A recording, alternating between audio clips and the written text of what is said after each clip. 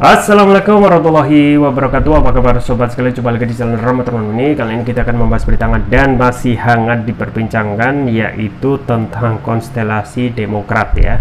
Bagaimana Demokrat itu bisa saja atau koalisi itu yang sudah terbentuk, yaitu koalisi perubahan atau koalisi Anies, yang di dalamnya Demokrat itu bisa saja diganggu dengan berbagai macam iming-iming ya. Termasuk juga desakan ataupun ajakan dari yang terakhir, yaitu PKB ya, Caimin, yang coba untuk membuat goyah gitu ya Demokrat dengan berbagai macam iming-iming. Apakah ini bisa menggoyahkan Demokrat yang sudah mapan dan tinggal meneruskan jalan koalisi perubahan? Ini sesuai yang dilansir oleh populus.id ya. Langsung saja kita baca dan kita ulas. Waduh, Demokrat disebut-sebut bisa tinggalkan koalisi perubahan, apalagi ada kubu Muldoko. Serius nih. Populis Jakarta, pengamat politik Fernando Emas mengingatkan bahwa koalisi yang sudah ada saat ini masih sangat mungkin untuk berubah. Menurutnya koalisi masih belum pasti sebelum pendaftaran calon pasangan capres dan cawapres ke Komisi Pemilihan Umum (KPU). Sebelum dilakukan pendaftaran calon pasangan capres dan cawapres ke KPU oleh partai politik atau gabungan partai politik, masih terbuka membangun koalisi dengan partai yang sudah membangun koalisi saat ini, katanya saat dihubungi populis.id pada Kamis. Ia menilai bahwa keinginan ketum PKB Mohaimin Iskandar yang ingin melebarkan sayap koalisi ke Partai Demokrat adalah hal biasa. Sebab segala kemungkinan tentu masih sangat terbuka. Apalagi sampai saat ini siapa nama calon wakil presiden yang akan diusung oleh koalisi perubahan belum ditentukan, ucapnya. Ia menilai bahwa mungkin saja keinginan Mohaimin Iskandar mengajak Demokrat bergabung dalam KIR karena AHY tidak akan diusung sebagai cawapres dari koalisi perubahan. Kalau memang AHY tidak diusung sebagai cawapres oleh koalisi perubahan, sangat berpeluang Partai Demokrat meninggalkan koalisi perubahan. Mohaimin Iskandar melihat hal tersebut sehingga memiliki keinginan mengajak Partai Demokrat bergabung dengan KIR, terangnya. Saya, kata Fernando, melihat sampai sejauh ini Partai Demokrat masih sangat mungkin meninggalkan koalisi perubahan kalau cawapres yang akan diusung tidak sesuai dengan harapan. Apalagi kalau hasil PK Partai Demokrat KLP Deli Serdang berpihak pada Muldoko, maka akan sangat besar kemungkinan keberadaan Partai Demokrat di koalisi perubahan akan dilakukan evaluasi, pungkasnya. Ya, itu ya sobat sekalian terkait dengan konstelasi yang terjadi saat ini, yaitu dalam internal koalisi perubahan yang coba untuk diganggu ya. Jalannya sekarang makin nggak jelas ya. Padahal sudah ada deklarasi koalisi perubahan dengan mengusung Anies ya, oleh Nasdem, Demokrat, dan PKS, tetapi manuver dari tiap partai di luar koalisi ini coba untuk melakukan gangguan ya, dalam tanda kutip tentu saja ya, dengan berbagai manuver. Misalnya ketika PKB coba untuk merapat ataupun membuka, menjajaki ya Demokrat ya, untuk diajak bergabung dengan KIR, Koalisi Indonesia Raya. Di situ ada Gerindra dan PKB ya.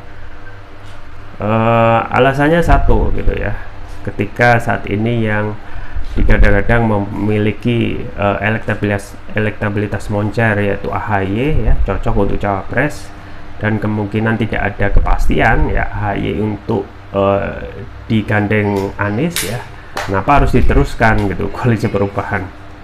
Nah, kemungkinan Demokrat ketika sudah diganggu atau diajak oleh PKB melalui Mohaimin, Caimin ya, bisa saja tuh ya, ketika fix meninggal, tidak ada kepastian, atau nanti Anies jadi mendeklarasikan baca pres di luar ekspektasi dari Demokrat, bisa jadi Demokrat keluar gitu dari koalisi perubahan. Ya, dengan iming-iming apa? Dengan iming-iming posisi baca pres atau yang posisi yang sama dengan Prabowo misalnya, seperti itu. Nah, apakah mungkin? Ya, mungkin saja gitu ya. Karena politik itu adalah the art of possibility ya, seni dari segala bentuk kemungkinan. Dan saat ini mayoritas partai yang ada yaitu masih mempertahankan ya pragmatisme partai, ketika menguntungkan itu yang diambil gitu ya. Pun juga Demokrat sekarang juga menghadapi permasalahan serius tentang yang namanya PK Muldoko CS ya, untuk bagaimana Muldoko CS yang tidak gentar ya, tidak lelah untuk terus mengusahakan meskipun sudah kalah 16 kali ya. Nah, apakah untuk yang PK ini yang terakhir ini bisa sukses berjalan mulus ya? Karena kalau sukses berjalan mulus ya, maka kemungkinan besar ya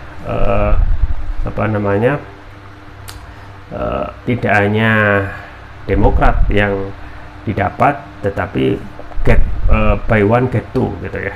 Tidak hanya Demokrat, tetapi juga pencalonan Anies itu bisa otomatis batal ya.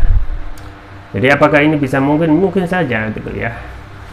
Di era saat ini, di rezim saat ini ya, kalau kita berbicara hukum sudah banyak gitu ya teori-teori hukum itu yang sudah tidak sesuai dengan teori yang ada ya, atau melangkahi apa yang sudah menjadi keharusan ya.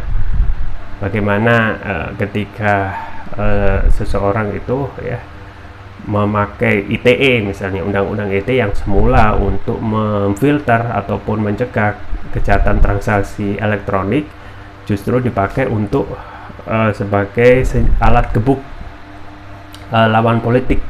Orang-orang yang mengkritik kekuasaan bisa dijerat dengan undang-undang ITE ya, pasal tentang ya 28 ayat 2 yang sering dipakai untuk mereka yang coba untuk mengganggu kekuasaan atau melakukan kritik ya. Padahal apa yang disampaikan hanya kritik ya, dan itu sudah diakomodasi pasal 28 ayat 2 bahwasanya negara menjamin kebebasan masyarakat untuk berkumpul ya, mengeluarkan pikiran dan tulisan ya, dan itu dijamin. Tetapi beda kalau rezim itu sudah pokok-pokok ya, apapun itu bisa dipakai, termasuk ketika hukum itu sudah bercampur ya dengan urusan politik yang kuat ya. Bagaimana ketika aktivis itu mengkritik tentang undang-undang Omnibus Law ya, dicerat dengan cari-cari pasal tuh, yang pasal 4 akhirnya ketemu pasal 14-15 Undang-Undang Nomor 1 Tahun 1946 tentang peraturan hukum pidana ya, yang isinya melakukan ujaran kebohongan ya, yang menimbulkan keonaran. Banyak aktivis yang sudah kena jerat, dan ini makin memperlihatkan bagaimana keotoriteran pemerintah ini kepada warga negaranya. Nah, bagaimana dengan Demokrat, dengan PK-nya? Bisa saja gitu ya. Ya, bisa saja, karena keputusan-keputusan yang tidak logis itu juga sama disampaikan oleh para pengamat hukum dan juga praktisi hukum, menyampaikan bahwasanya semua teori-teori hukum yang dipelajari di perkuliahan itu tidak masuk semua di era zaman sekarang ya. Gus Nur ya, dan juga Bambang Tri yang hanya untuk mencari kebenaran tentang ijazah ya, dikriminalisasi dengan pasal 14-15 ya, ujaran kebohongan dengan menimbulkan keonaran ya, itu bisa diatur. Nah, apalagi kalau kita berbicara tentang PK Demokrat yang memang sudah track recordnya sudah kalah ya 16 kali, tetapi ketika kepentingan politik itu sudah main ya, apapun itu bisa terjadi ya. Jadi dua hal ya, pertama ketika ya keinginan Demokrat untuk memajukan AHY itu tidak terwujud, bisa jadi keluar dari koalisi ya Demokrat. Yang kedua, bagaimana PK Demokrat itu, PK Muldoko itu kalau sudah berhasil, maka itu membubarkan semua ya rencana planning dari koalisi perubahan atau koalisi Anies, termasuk juga relawan-relawan pasti akan pasti akan terdampak gitu ya, dan pasti akan terjadi yang namanya protes sosial. Nah, ini juga yang disampaikan oleh pengamat ya Fernando Emas ya, koalisi itu bisa saja semuanya berubah selama belum melakukan pendaftaran ya sebagai baca pres maupun cawapres.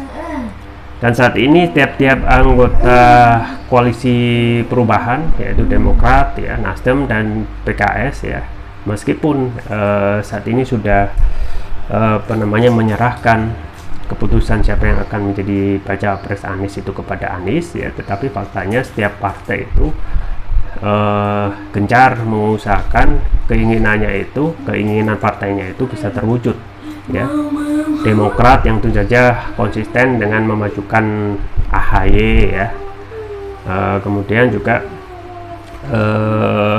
Nasdem yang menginginkan harusnya egaliter, ya, cawapres di luar partai koalisi, ya.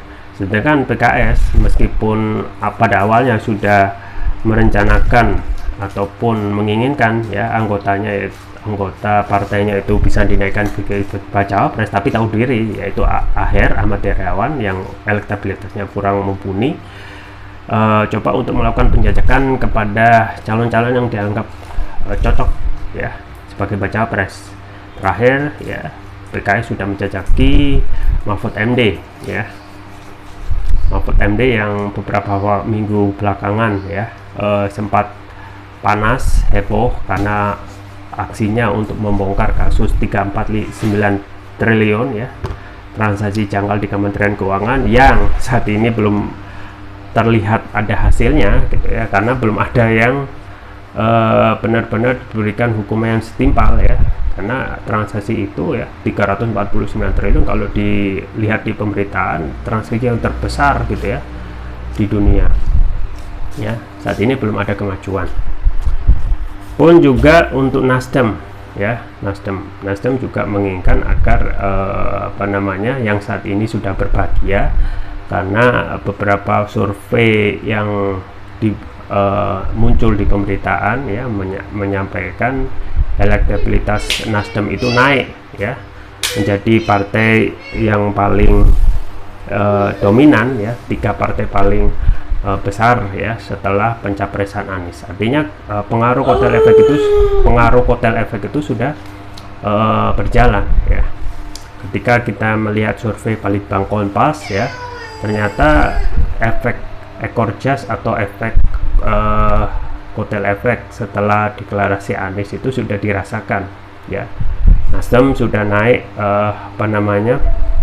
elektabilitas partainya yang semula 4% jadi 7%.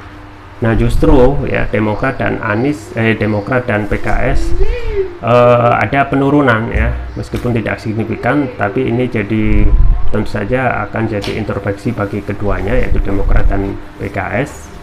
Apakah dengan adanya hasil survei Balitbang Kompas, ya, terkait efek ekor jas atau kotel efek ini, ya, bisa berpengaruh ataupun terus untuk dijadikan evaluasi untuk kesolidan nanti, ya, koalisi perubahan hingga nanti kontestasi pilpres. Nah, saat ini memang sangat riskan, gitu, ya, sangat riskan ketika segala hal itu belum ada kepastian. Di satu sisi, ya, PK Muldoko bisa saja dimenangkan dengan kekuatan politik yang memadai, gitu, ya, yang kita juga sangat sayangkan, gitu, ya.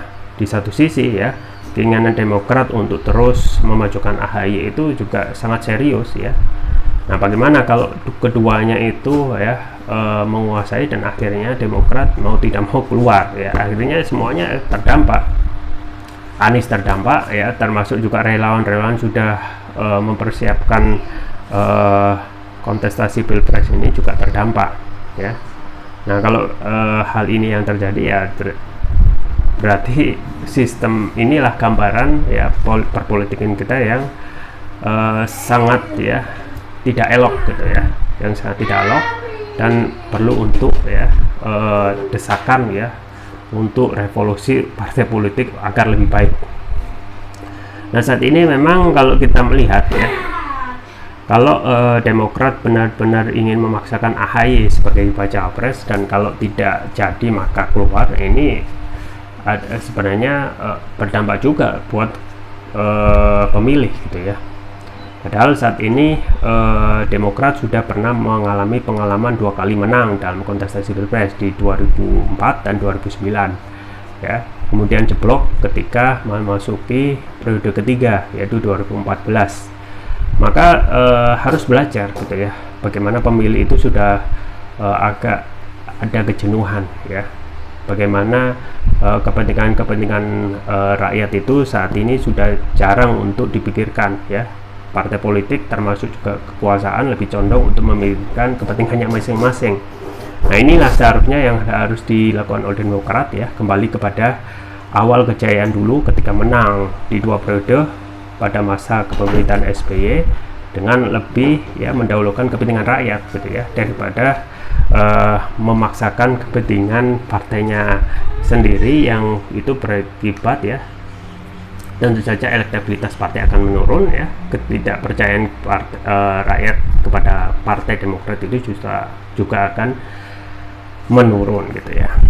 Ya, kita tunggu saja ke depan tentang Demokrat ini, apakah tetap solid hingga akhir koalisi perubahan dalam kontestasi pilpres atau sebaliknya. Itu saja yang bisa saya sampaikan, semoga bermanfaat. Jangan lupa like, share, dan subscribe. Sampai jumpa lagi. Wassalamualaikum warahmatullahi wabarakatuh.